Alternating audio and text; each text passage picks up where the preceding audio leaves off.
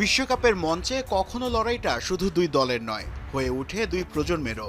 শেষ ১৬র Spain Portugal ম্যাচে তাই সবার চোখ থাকবে দুই তারকার দিকে। এক পাশে ১৮ বছরের তরুণ লামিন ইয়ামাল, অন্য পাশে ৪১ বছরের অভিজ্ঞ ক্রিশ্চিয়ানো রোনালদো। একজন ফুটবলের ভবিষ্যৎ, অন্যজন ইতিহাসের জীবন্ত কিংবদন্তি। মাত্র ১৬ বছর বয়সী স্পেনের জার্সিতে অভিষেকের পর থেকেই রেকর্ড গড়ে চলেছেন ইয়ামাল। ২০২৪ ইউরো জিতে হয়েছেন টুর্নামেন্টের সেরা তরুণ খেলোয়াড়। নিজ ক্লাব বার্সেলোনার হয়েও নিজেকে প্রতিষ্ঠিত করেছেন অন্যতম সেরা তরুণ ফুটবলার হিসেবে। প্রথম বিশ্বকাপ খেলেই দারুণ ছাপ রাখছেন স্প্যানিশ উইঙ্গার।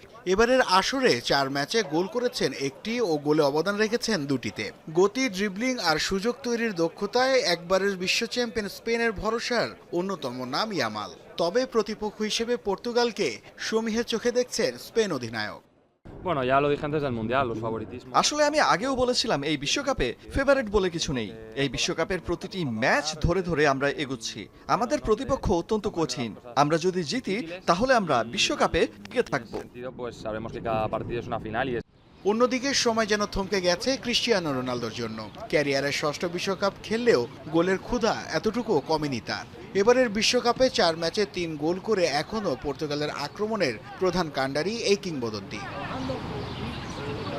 চলতি বিশ্বকাপে রাউন্ড অফ 32 লড়াইয়ে ক্রোয়েশিয়ার বিপক্ষে গোল করে নকআউট পর্বে সবচেয়ে বেশি বয়সে গোলদাতার রেকর্ড গড়েন CR7। জাতীয় দলের হয়ে ২৩২ ম্যাচে ১৪৬ গোল করা এই ফরওয়ার্ডই একমাত্র ফুটবলার যিনি ৬টি বিশ্বকাপে গোল করার কীর্তি গড়েছেন। ৫টির ব্যালন ডিওর ও ৫টি চ্যাম্পিয়ন্স লিগ জিতে এখনও এই কিংবদন্তির অধরা রয়ে গেছে বিশ্বকাপ জেতার স্বপ্ন।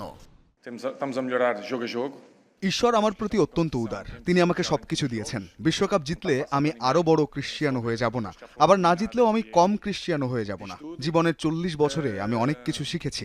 এখন আমার লক্ষ্য সামনের ম্যাচে ভালো কিছু করা। ২০২৫ উয়েফা নেশনস লিগের ফাইনালে ইয়ামালের স্পেনকে হারিয়ে শিরোপা জিতেছিল রোনালদোর পর্তুগাল। এবার বিশ্বকাপের মঞ্চে আবারও মুখোমুখি দুই সুপারস্টার। একজন নিজের শেষ বিশ্বকাপকে স্মরণীয় করে রাখতে চায়, অন্যজন লিখতে চান নতুন অধ্যায়ের গল্প। নাসিফ শুভ, যমুনা স্পোর্টস।